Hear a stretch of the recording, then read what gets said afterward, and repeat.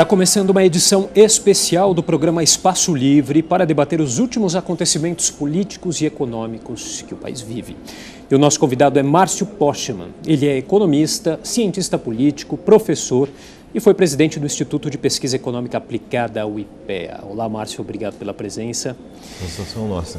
Bom, não tem como a gente não falar sobre os últimos acontecimentos que o Brasil vive no que diz respeito à política, à economia, à parte social, depois dessas delações que vieram à tona e envolvendo os políticos.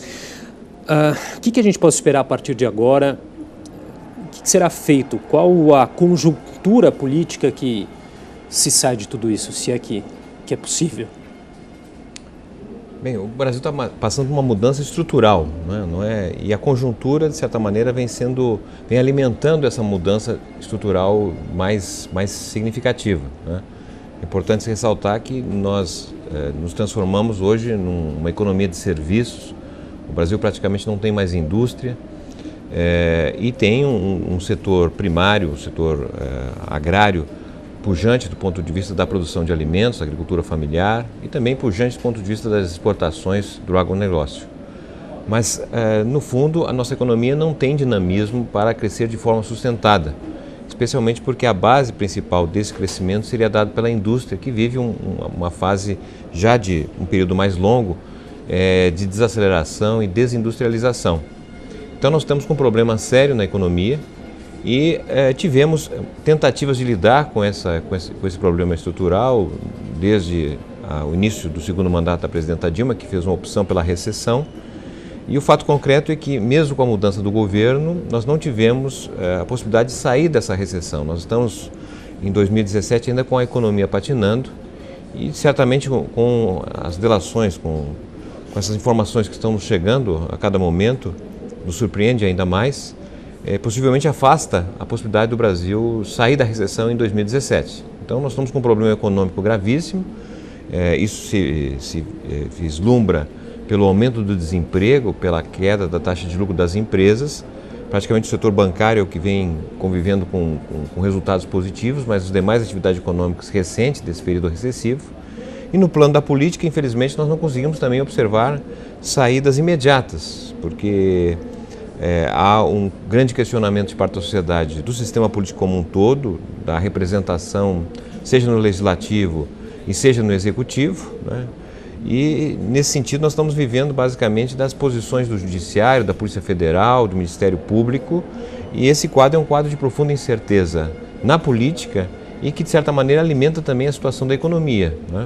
Então eu diria assim que essa conjuntura é uma conjuntura que vai alimentando uma situação estrutural mais grave do país e, de certa maneira, esse momento para nós é dramático porque há, inclusive, um questionamento se o Brasil se manterá democrático ou se podemos até conviver com uma situação de autoritarismo, de uma ruptura democrática mais profunda, já que, infelizmente, o Brasil nós não somos um país de tradição democrática. O Brasil tem mais de 500 anos de história e o período democrático é relativamente muito pequeno. Então, a tradição do Brasil é autoritarismo, né?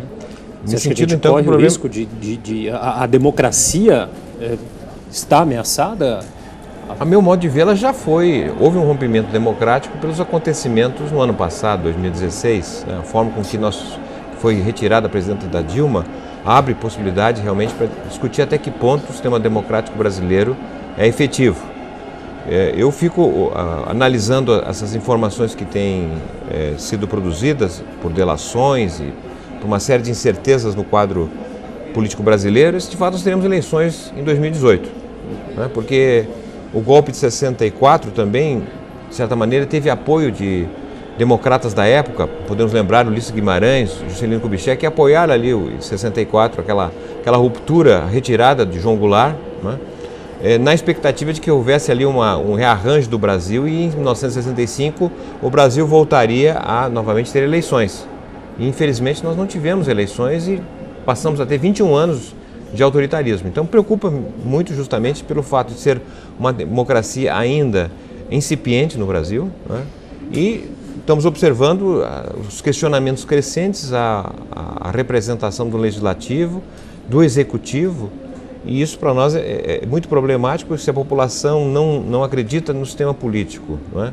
E se nós temos, de certa maneira, a dificuldade de fazer uma renovação, né? Porque certamente nós precisaríamos de uma reforma política muito abrangente, dados os problemas que estamos convivendo, e as soluções não são rápidas. Então, preocupa-me muito a continuidade da democracia no Brasil. Postman, qual que seria a saída menos danosa para essa situação que a gente enfrenta agora? Você acha a situação de governança do presidente Michel Temer ficou insustentável? Em vista disso, se fala em eleição direta, eleição indireta, cassação da chapa. Qual seria a menos pior solução para esse problema todo que a gente está vivendo? Bem, nós vivemos uma crise econômica de grande proporção e de efeitos, consequências sociais dramáticas no país. Mas não acredito que nós teremos saída econômica sem antes ter resolvido o problema político, né? Porque se nós não tivermos uma maioria política que permita a condução da economia de uma forma diferente que nós temos hoje, né? Porque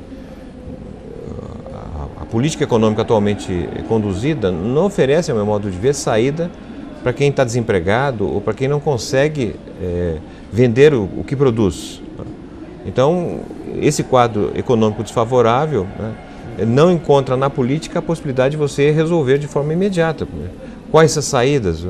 Bom, constitucionalmente nós temos várias saídas, umas mais rápidas, outras mais demoradas, né? A renúncia seria a possibilidade mais rápida de alternativa da presidência, mas o presidente entende que não é essa saída. Então vai depender agora das decisões do Supremo e a possibilidade de ser analisado o impeachment no legislativo. Ou seja, são todas decisões que demorarão vários meses, né? E quem está desempregado, quem está passando fome, não tem tanto tempo a esperar. Então teremos talvez contundentes movimentos maiores ainda. Vai ter um impacto maior do que já vinha tendo na sociedade, no dia a dia da população, você acha, no aspecto econômico? Sim, eu acredito que sim, porque na verdade um país em que tem uma situação tão frágil do presidente da República e um legislativo tão questionável, é obviamente difícil para o empresário tomar alguma decisão que aponte efeitos para daqui 12 meses, daqui 2 anos. Veja, a discussão sobre as reformas que estão sendo feitas, infelizmente sem uma boa análise, né? O Código Civil levou mais de 2 décadas para ser reformulado no Brasil, o Código do Consumidor levou mais de 3 anos. Nós estamos mudando muito rapidamente a legislação trabalhista, a própria Previdência.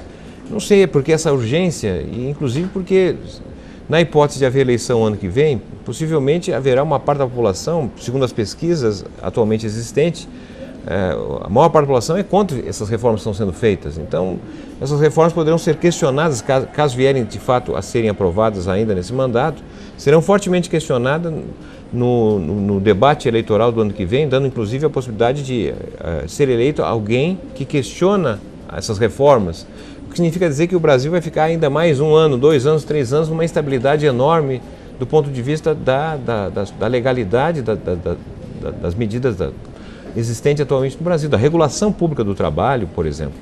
Então, não tem solução, a meu modo de ver, de curto prazo, infelizmente, e cada vez fico preocupado se tem soluções tradicionais, se nós de fato não vamos ter uma mudança que talvez nós nem consigamos imaginar nesse atual momento.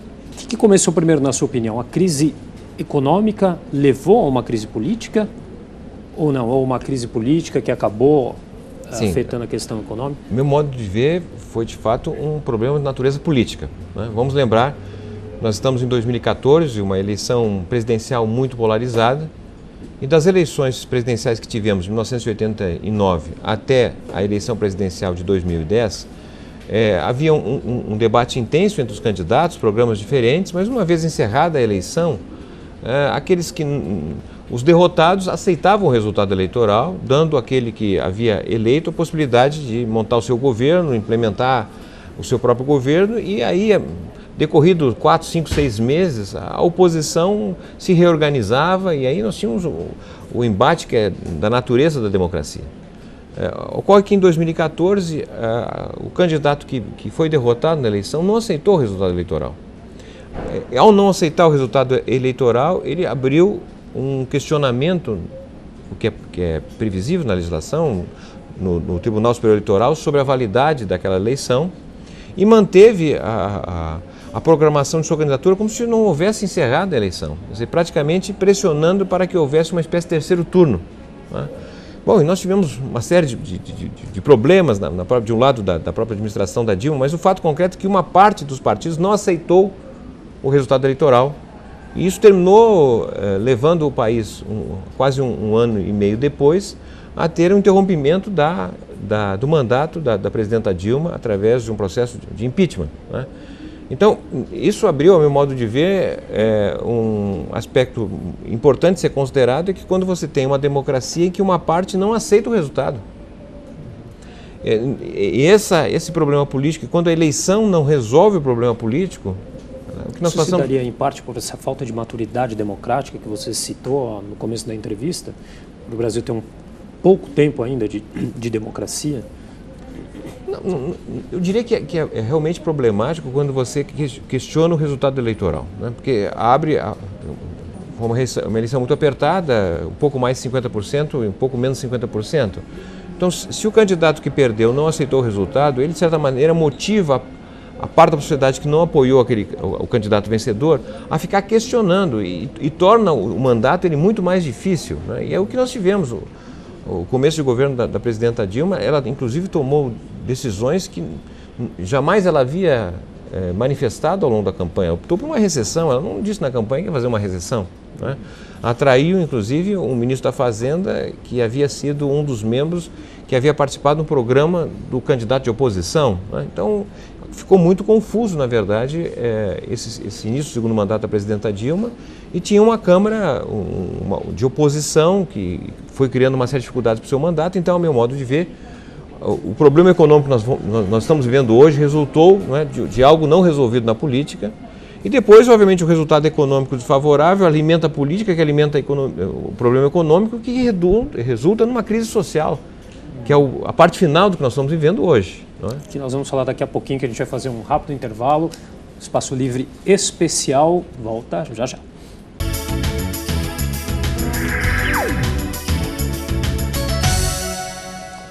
Voltamos com o programa Espaço Livre em edição especial, hoje entrevistando Márcio Postman, que é economista, cientista político, professor e também foi presidente do Instituto de Pesquisa Econômica Aplicada, o IPEA, só para fazer um resumo aqui do seu vasto currículo e profissão. Márcio, no bloco anterior a gente falava da crise política, que decorreu em uma crise econômica, que acabou levando a uma crise social. E essa crise social que a gente ainda vive, você acha que isso é um reflexo dessa falta de representatividade que a gente se encontra hoje? Ou é mais do que isso?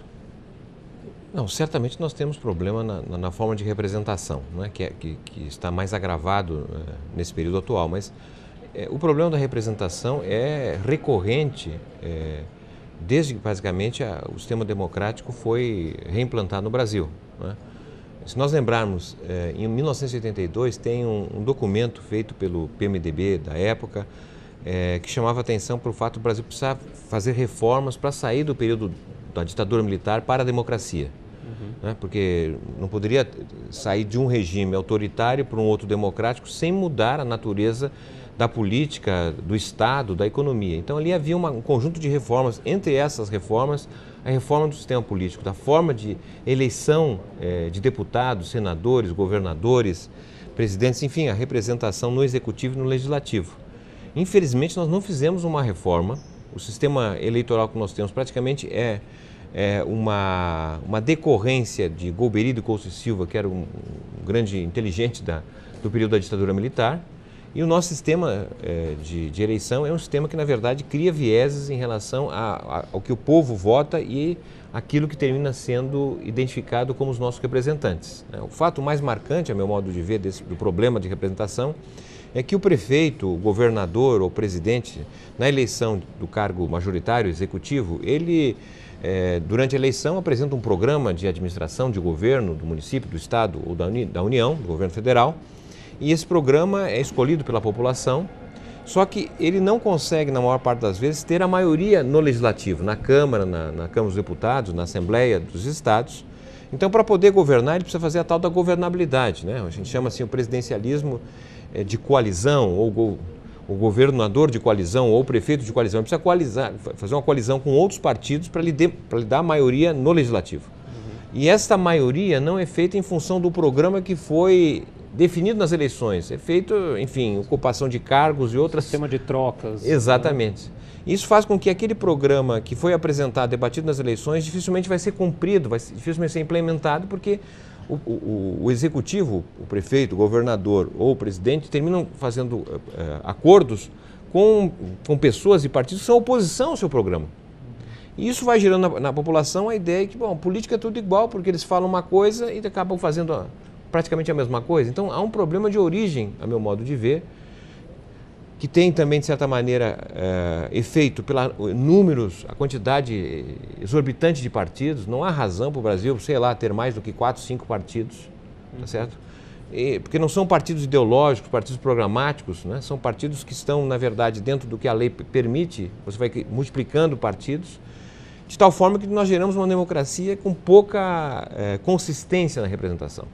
São poucos, por exemplo, os deputados federais que têm votação suficiente para superar o mínimo necessário para se tornar, de fato, eleito. Então, as representações são mais representações de corporações. Mas você acha que uma reforma política bastaria ou precisa se repensar um novo sistema político para o país? Não, eu não acredito que o sistema presidencialista, que é o que nós temos de regime, eu acredito que ele é bastante adequado. Até nós tivemos 3 tentativas de questionamento do presidencialismo para o parlamentarismo, e a população, de maneira geral, sempre apostou no presidencialismo. Não me parece que é um problema de regime, mas sim um problema de eleições, né? Veja, a pessoa que é candidata ao quadro legislativo, vereador, deputado estadual, deputado federal, ele tem que disputar com candidatos de outros partidos e também tem que disputar com candidatos do seu próprio partido. Né? Não temos um sistema de lista fechada. Quer dizer, temos um problema sério que decorre do financiamento privado de campanha, né? Que deu todo esse problema que nós estamos conhecendo agora mais a miúde, né?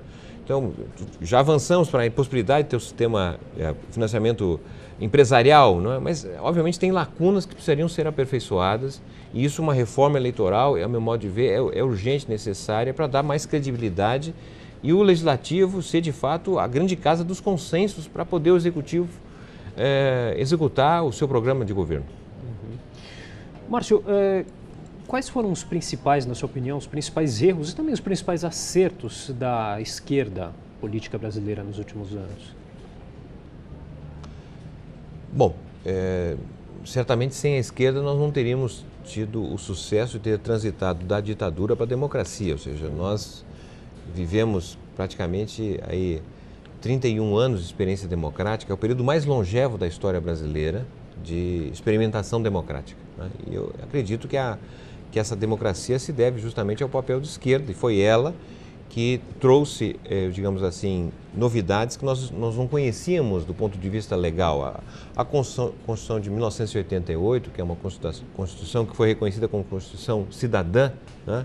Ela abriu possibilidades inegáveis do ponto de vista de fazer com que o Estado, os serviços públicos chegassem à população que desconhecia.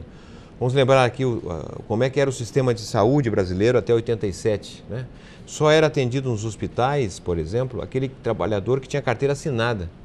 Quem não tinha carteira assinada não tinha acesso ao sistema de saúde, a não ser, se pobre, nos hospitais, no sistema de saúde filantrópico, que era bastante precário, ou se rico no sistema privado de saúde. A criação do Sistema Único de Saúde criou um modelo inédito nas Américas, talvez comparável com o Canadá e Cuba, do ponto de vista de um atendimento que resolveu uma parte significativa dos problemas de saúde pública brasileira. Obviamente que nós estamos muito longe de ter um sistema perfeito, ele tem uma série de problemas, mas a forma de organização da saúde envolvendo a União, estados e municípios, a meu modo de ver, é um modelo importantíssimo para um país como o nosso, e essa construção é uma construção que vem da esquerda, né? Tanto é que o presidente Sarney, quando foi aprovada a Constituição de 1988, ele fez uma declaração que essa Constituição tornaria o Brasil ingovernável. O que permitiu, no dia seguinte, o Ulisses Guimarães, presidente da Câmara, que foi basicamente o condutor da Constituição, declarou em sentido inverso que ingovernável no país era a fome, era o desemprego, era a pobreza, era a desigualdade. Isso é ingovernável. E a Constituição estaria sendo constituída com o objetivo de enfrentar os problemas históricos, seculares do Brasil. E se nós formos olhar o Brasil hoje, apesar da recessão que estamos vivendo, então sempre é difícil comparar, mas até 2014, antes da recessão, o Brasil, as condições de vida da população eram muito melhores do que comparáveis aos anos 80, 70, seja do ponto de vista do emprego, seja do ponto de vista do atendimento social, de saúde, de educação, né? Então nós demos avanços, a meu modo de ver, substanciais. Agora, essa mesma Constituição está sendo questionada pelo governo atual, né? Quer fazer reformas previdenciárias, por exemplo, fazer com que nós voltemos ao modelo de previdência dos anos 80, né? Mudanças no sistema trabalhista, que faz com que o Brasil volte ao que era o Brasil pré-1930. Então, há um embate na sociedade porque, de certa forma, uma parte da sociedade não aceitou, especialmente os mais ricos, a Constituição de 88, que eu acredito que seja a grande obra que a esquerda contribuiu para o Brasil, ademais da democracia. Bom, o governo bate firmemente nessa questão de que essas reformas são estritamente são necessárias, né? Você discorda dessa opinião? Não, o Brasil tem feito ao longo do tempo reformas na Previdência, por exemplo, a CLT, a Consolidação das Leis do Trabalho, que tem mais de 900 artigos, apenas 10% dos artigos não foram alterados ao longo do tempo.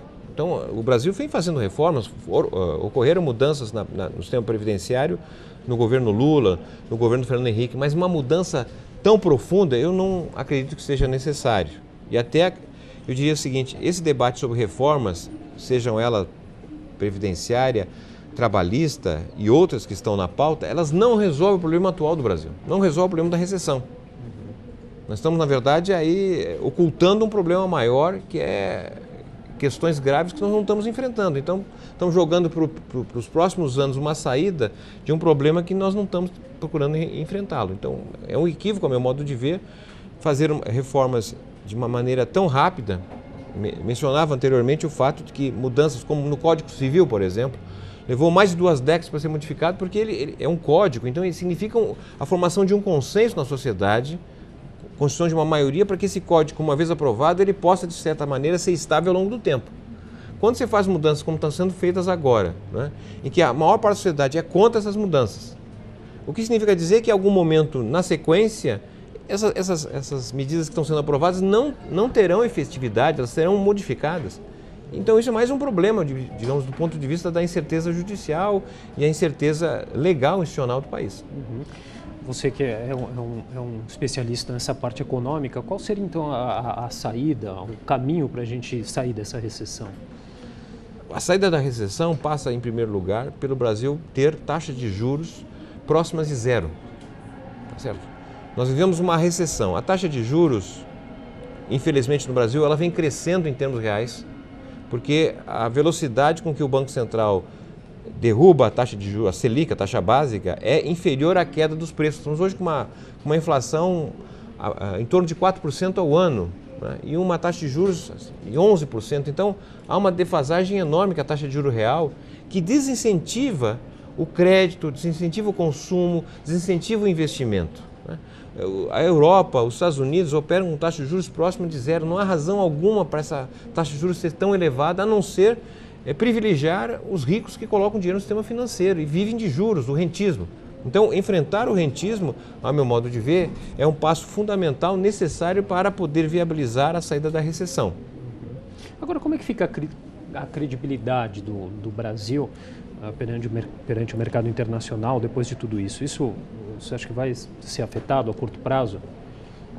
Não, já está. Né? Já está. A situação da Bolsa de Valores na quinta-feira passada, né, demonstrou uma queda substancial e não foi maior porque tem um sistema da Bolsa que ela interrompe a partir de uma determinada queda, né? Obviamente que isso vai postergar ainda mais a possibilidade do Brasil receber investimentos do exterior. Ainda que nós tenhamos no Brasil, as principais empresas do mundo estão aqui, não é? Mas com a estabilidade política, certamente isso é um elemento chave nas decisões de investimentos, decisões de abertura de empresa ou até mesmo deslocamentos de empresas do Brasil. Bom, a gente vai fazer mais um rápido intervalo. Daqui a pouco nós voltamos com o programa Espaço Livre Especial.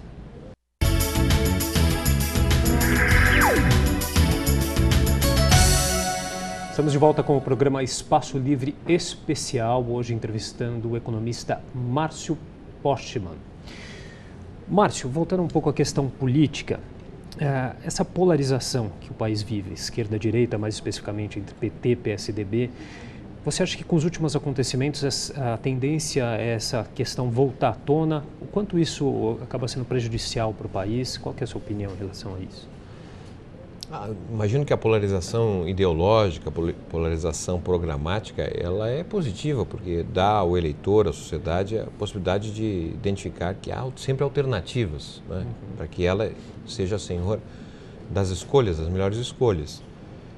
O fato concreto é que essa polarização, na verdade, não encontra o aparecimento de novas fontes de programas e ideologia que possa, de certa maneira, romper, criar uma terceira via, uma quarta via nesse sentido, né?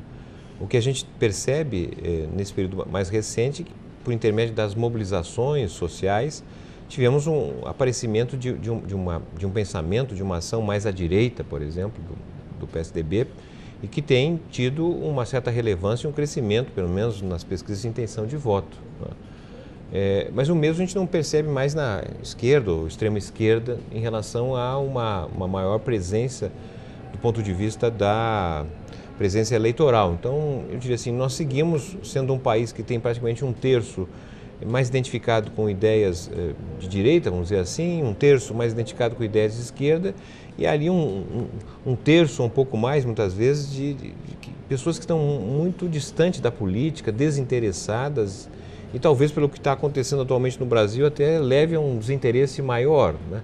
Se nós verificarmos, inclusive, a trajetória do voto nas eleições, temos percebido, inclusive, o crescimento do voto nulo, né? Da não presença nas eleições, que em alguns lugares chegou a quase 40% dos eleitores não compareceram, ou votaram em branco, ou anularam o voto, que é uma demonstração, talvez, de que essa polarização e ausência de alternativas desestimule o próprio eleitor a participar das eleições. E aí qual que é a solução para reverter essa situação, esse desinteresse público? Bom, eu diria que há um sentido de descrédito da política, não é uma realidade brasileira, isso nós verificamos também em outros países. As eleições nos Estados Unidos, na Europa ou na França, que fez eleições recentemente, quer dizer, há uma parte da população que não participa, não é? Isso também é democrático, a não participação, né? Mas também entendo que a credibilidade do sistema eleitoral está justamente comprovado não apenas pelo processo de escolha, mas pelo resultado da escolha. Então, as eleições, o sistema eleitoral brasileiro se resume muito a ter partidos que se apresentam na época eleitoral e durante o intervalo a cada 2 anos nós temos eleições, esse intervalo de 2 anos para o desaparecimento da vida partidária e das possibilidades, na verdade, de exercício da democracia, porque caminhamos muito rapidamente para um sistema eleitoral apenas de uma democracia representativa, de pouca democracia participativa. Isso seria papel justamente dos partidos, né? Quando nós vamos olhar, recentemente tivemos a oportunidade de participar de uma pesquisa que analisou, por exemplo, o crescimento das igrejas neopentecostais nas periferias das cidades. Aqui em São Paulo é inegável isso. Então você percebe que se um partido político, se um sindicato, associações de bairro faz um chamamento para uma reunião, a participação é muito frágil. No entanto, nas igrejas, de maneira geral, está com ampla participação. O que está ocorrendo lá? Não é? Quer dizer, não é o descrédito da política leva a não participação, mas as igrejas, por outro lado, cresce a participação. Então, eu diria assim, não é que a população não quer participar, ela não está identificando, talvez, legitimidade e resultado do ponto de vista da sua participação, né? E por que as igrejas neopentecostais crescem? Não apenas pelo aspecto religioso, mas também porque são igrejas que oferecem serviços como, por exemplo, de ajuda a quem está desempregado. Vejam, o trabalhador ele tem um sindicato para representá-lo enquanto ele está empregado. Se ele perder o emprego, ele não tem mais o sindicato. Quem acolhe a pessoa que está desempregada? Num país que tem 14 milhões de pessoas desempregadas. Ou é a família, não é? Ou termina sendo igrejas, como é o caso dessas que estamos falando, que prestam serviço ao desempregado, que tem uma certa procura por emprego. Se eu sou membro de uma determinada igreja, trabalho em um determinado local, que tem uma oportunidade de trabalho, eu já informo alguém da minha igreja para poder ir lá ocupar essa vaga. Então há uma identidade, um sentido de comunidade, não é? Que essas igrejas estão resgatando. Então, o meu modo de ver, é um indicador que os partidos políticos, né, se de fato menor quantidade de partidos, né, uma nova forma de eleição, poderiam, em um exercício de política mais plena, ter certamente a possibilidade de buscar e retomar sua credibilidade perdida. Uhum. Agora, os partidos políticos, tanto de direita quanto de esquerda, já perceberam essa necessidade de se reinventar? Se entrevistarmos os representantes dos partidos mais diversos, possivelmente do ponto de vista da retórica, há esse reconhecimento. Eles sabem, não é, que há uma fragilidade do ponto de vista da sua atuação. Mas do ponto de vista prático, eu não vejo mudanças, né? Porque não se percebe, na verdade, uma mudança do ponto de vista do conteúdo da ação dos partidos. Uhum. Tem uma mudança no discurso, tá certo? Mas, ao mesmo tempo, isso não vem acompanhado de uma alteração na forma de fazer política, da forma de organizar aqueles que acreditam na política, dos seus militantes, um processo de formação, de capacitação. Eu diria ainda é muito rudimentar. Uhum. Você disse mais cedo que o número de partidos no país é muito, muito alto, né? Você acha, o que seria o ideal aí em relação à quantidade de partidos? É difícil definir a priori, mas assim, um país com 5, 6 partidos, não vejo muita razão. O Brasil precisa ter partidos fortes, partidos que a população possa acreditar e que representem um aspecto ideológico. Nós temos uma vasta registro de partidos que não tem identidade ideológica, né? Do ponto de vista do seu programa, o que pretende da sociedade, não tem diferença, não tem sustentação nesse sentido. Então, a não ser partidos que participam das eleições, somente nas eleições, se beneficiam de alguma ou de outra forma, a questão do tempo de televisão, enfim, tem razões para justificar essa quantidade de partidos, mas o resultado concreto o meu modo de ver, é um descrédito, porque as pessoas não sabem quem vota, que partido é, né? As pesquisas que existem, inclusive, do ponto de vista da credibilidade dos partidos, né, é baixíssima a credibilidade dos partidos, não são identificados, inclusive, aquelas siglas. Então, a democracia pressupõe a existência de instituições fortes, que a população reconheça, e isso não está nos faltando. Uhum. E um provável cenário aí para 2018, se a gente chegar até lá, não, vamos chegar, dessa né? situação, vamos chegar, de um jeito ou de outro vamos chegar. Mas como que você vê a esquerda? Quem que poderia aí aparecer? Você acha que o ex-presidente Lula tem condições? Agora a direita também abalada com tudo isso? Vamos fazer uma análise. Então, nós estamos com um momento difícil de falar sobre 2018, porque tem um problema mais grave nesse momento, do que vai ocorrer, se haverá continuidade do atual governo até 2018, ou se ele vai ser substituído aí pela solução que a Constituição oferece, do presidente da Câmara, do presidente do Senado, ou presidente do Supremo Tribunal Federal, né? Ou até a aprovação de uma emenda à Constituição que abriria a possibilidade de uma eleição para presidente, ou uma eleição geral. Quer dizer, há muitas alternativas e não sabemos muito bem, porque a decisão que deve ser tomada agora possivelmente terá implicação em 2018. Por exemplo, na hipótese de chamar uma eleição geral, mudaria a periodicidade. Possivelmente não seria necessário ter eleição em 2018, só daqui a 4 anos ou daqui a 5 anos, porque também a proposta de interromper o processo de reeleição, então, um mandato de 5 anos e não 2 de 4. Bom, temos muitas alternativas, é difícil falar sobre isso, mas na hipótese de alguma forma superar isso e termos eleições em 2018, né? Eu imagino que nós deveremos ter uma quantidade também significativa de candidatos, né?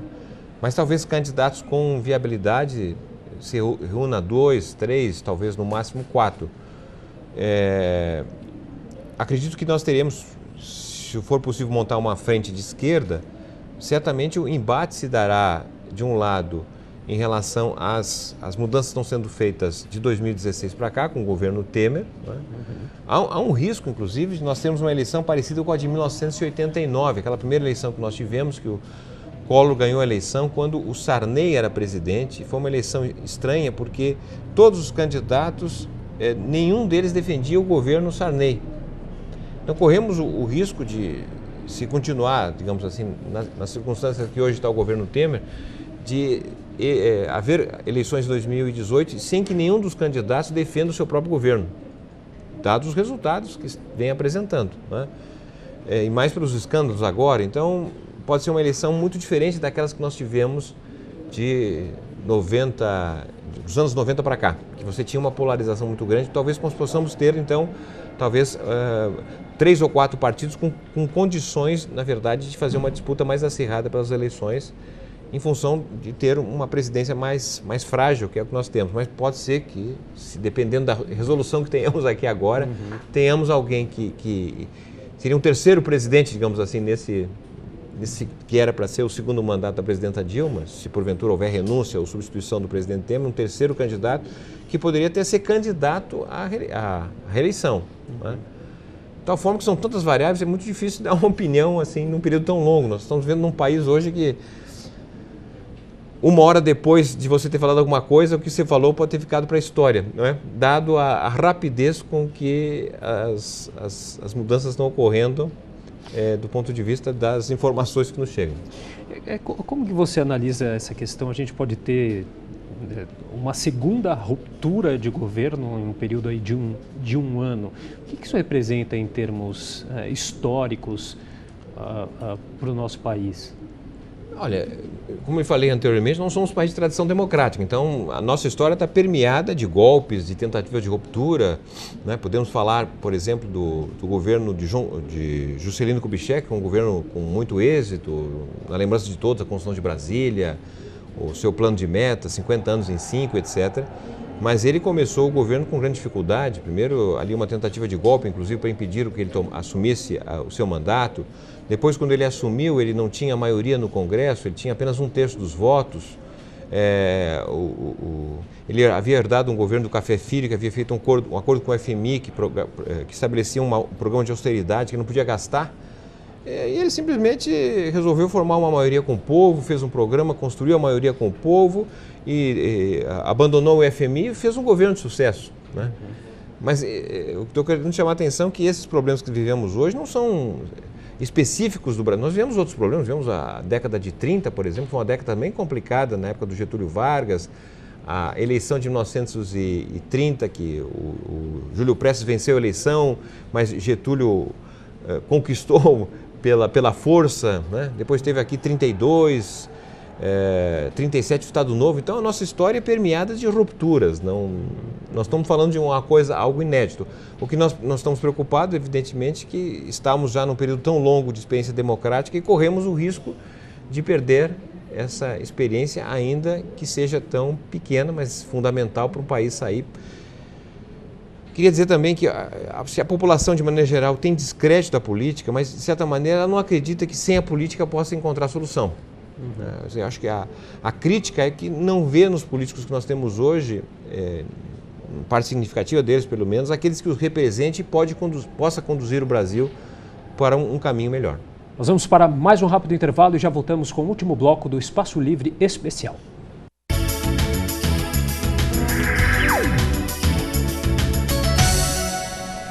Voltamos para o último bloco do programa Espaço Livre, em edição especial, hoje conversando com o economista Márcio Portmann. Márcio, essa trajetória de rupturas que a democracia brasileira vive, ela acaba criando mais fragilidades ou você acha que há espaço para um amadurecimento? Bom, se nós olharmos do ponto de vista histórico, o Brasil se reencontra e acumula força justamente nos momentos de dificuldade. Porque quando a situação não é tão difícil, de certa maneira vai se acomodando a uma realidade que se altera drasticamente quando você está diante de problemas como estamos vendo hoje. Então, nós tivemos, por exemplo, olhando do ponto de vista histórico, na década de 1880 foi uma década difícil para o Brasil, mas o Brasil fez mudanças importantes, aboliu o trabalho escravo, saiu da monarquia, foi para a república, fez uma Constituição nova, engatou num ciclo de expansão econômica do café, né? A década de 1930 também foi uma década muito complicada, convivemos com uma guerra civil aqui em São Paulo, por exemplo, né? Tivemos uma mudança no sistema político, eleitoral, uma experiência autoritária que foi o Estado Novo de 1937 a 45, mas de alguma forma o Brasil se encontrou e constituiu um projeto urbano industrial que permitiu sair de uma sociedade muito primitiva que era o Brasil na década de 30 para uma sociedade moderna nos anos 80, industrial, pujante, né? Quer dizer, estamos vivendo de fato um momento muito difícil, mas eu diria assim que sou otimista do ponto de vista da vontade, pois acredito que uma população, um povo espetacular que nós temos no Brasil, né? Um país que é um continente praticamente, do ponto de vista do seu potencial econômico, né? Nós não temos guerra civil, nós temos, na verdade, uma possibilidade enorme de darmos um salto a partir dos problemas que estamos resolvendo hoje. Agora, resta saber se teremos capacidade de construir uma maioria política que encontre esse caminho para poder sair. Mas esse modelo econômico que a gente vem falando da indústria já é um modelo que não vai tão bem, que não funciona mais como já funcionou um dia, né? Qual que é a opção para... Por isso que é importante o Brasil ter, de fato, uma ação de reindustrialização do país. Nós dificilmente voltaremos ao que era a indústria dos anos 80, mas certamente nós temos um complexo da saúde, por exemplo, né? O Brasil gasta cerca de 17 bilhões de dólares comprando equipamentos e produtos para a saúde, para o serviço de saúde através do SUS, de fora do país. Isso poderia ser produzido internamente, né? Pensamos aqui o complexo do agronegócio. O Brasil talvez tenha uma das agriculturas mais modernas do mundo, mas a maior parte dos seus equipamentos, dos fertilizantes, a parte mais química também é importada. Isso nós podemos fazer aqui no Brasil, né? Pensamos o complexo da defesa, o sistema de defesa, a indústria militar no Brasil, né? O Brasil importa muito, não tinha nem satélite, está construindo satélite agora, vai construir avião supersônico. Então, são, obviamente, oportunidades que o Brasil poderia perfeitamente ampliar o valor agregado de determinados setores de atividade econômica, que daria para nós um impulso muito importante. O setor eletroeletrônico é outro setor que nós temos condições de avançar, né? Então, eu diria, o Brasil não é um país que não tem o que fazer. Quer dizer, se você olha a Europa, é um país de população já madura, as cidades são perfeitas, etc. Aqui não, o Brasil é em construção, está em construção. Então, enfrentar os seus problemas, de certa maneira, é aquela forma que nos permite continuar crescendo, empregando a população e abrindo oportunidades melhores do ponto de vista do progresso técnico. As medidas na área econômica que haviam vindo sendo tomadas pelo presidente Temer, você acha que estavam no caminho para recolocar o Brasil, tirar o Brasil da recessão? Não acredito, porque inclusive havia sido dito que uma das razões para retirar a presidenta Dilma, que não fazia um governo bom, era colocar um outro presidente que resgataria a credibilidade dos empresários e retomaria a atividade econômica. Bastaria trocar de presidente, né? E o que nós vimos, olhando os dados do IBGE, inclusive, que a recessão foi muito profunda em 2015, mas a partir do primeiro semestre de 2016, a recessão começou a se suavizar. No entanto, isso são dados do IBGE, no entanto, a partir da chegada do presidente Temer, novamente a economia começou a aumentar a recessão, então nós tivemos um ano de 2016 com uma recessão equivalente ao que fora 2015.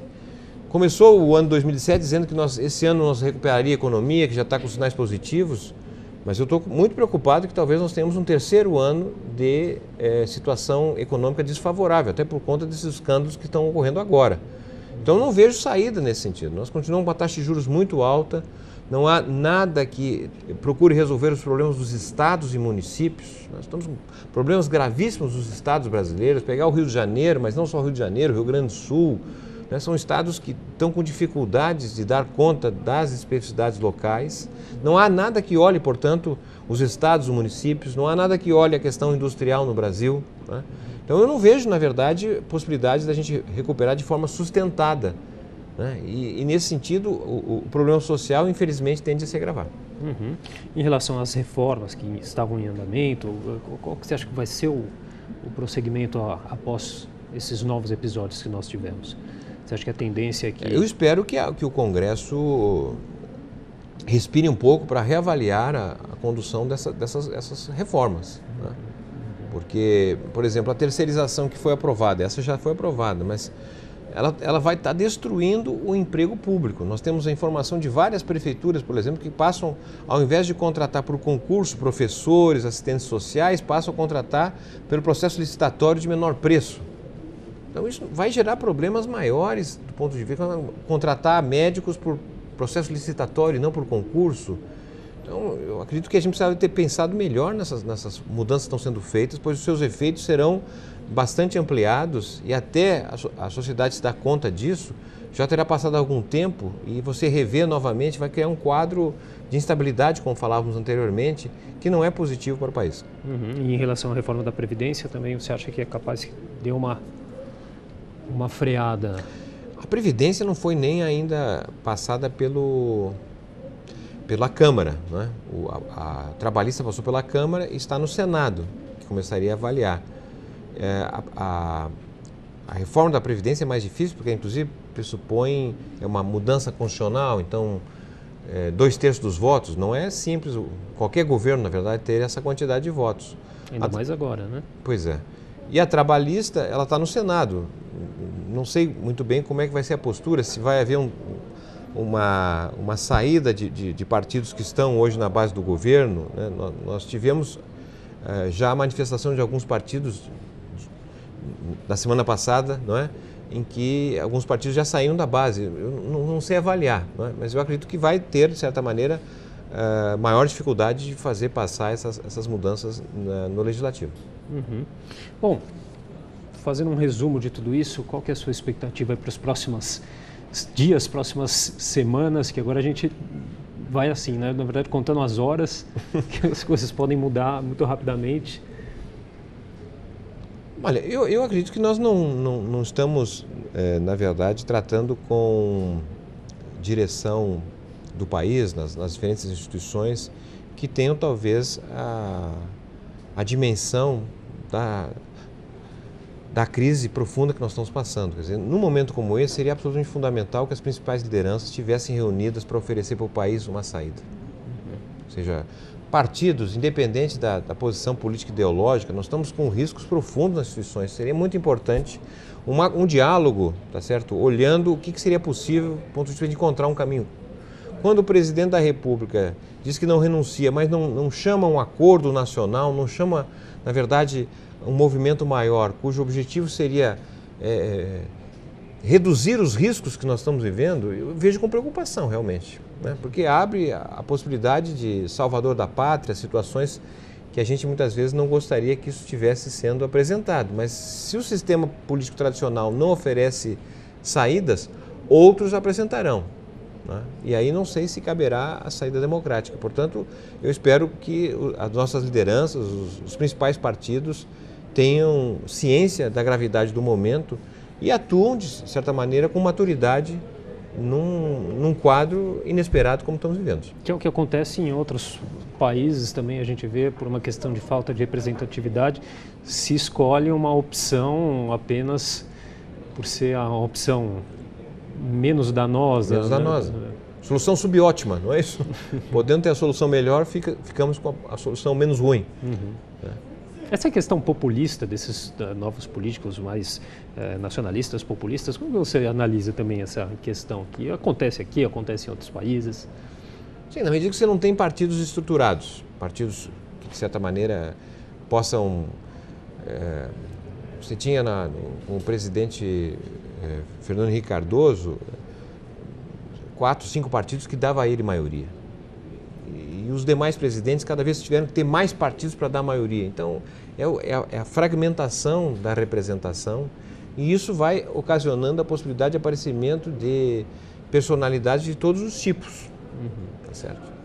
E desde, por exemplo, bancadas que se formam, bancada da Bíblia, bancada da bala, bancada do boi, quer dizer, são representações bastante estranhas, eu diria assim, de um país, ainda que complexo, mas tão diverso, que não poderia se dividir nessas circunstâncias, não é? Então, um partido da saúde, talvez, o partido da educação, não é? O partido do trabalho, isso não tem, mas Então isso é uma demonstração, ao meu modo de ver, do fato de que a democracia no Brasil ainda não está plenamente consolidada. É uma democracia incipiente, é como uma plantinha que precisa ser regada para, de fato, crescer de forma mais vigorosa. E nesse ambiente ela termina abrindo oportunidades para posicionamentos, né, e posturas que a gente não imaginava que o Brasil ainda tivesse. Uhum. Márcio, você chegou a concorrer à Prefeitura de Campinas, no interior paulista. Quais são as suas pretensões políticas?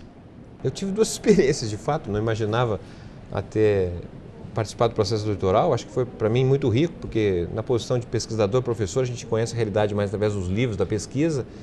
E essa possibilidade de ter disputado me permitiu conhecer melhor a cidade, ter contatos com diferentes segmentos que também não imaginava ter contatos. Então, foi bastante enriquecedor e aprendi muito.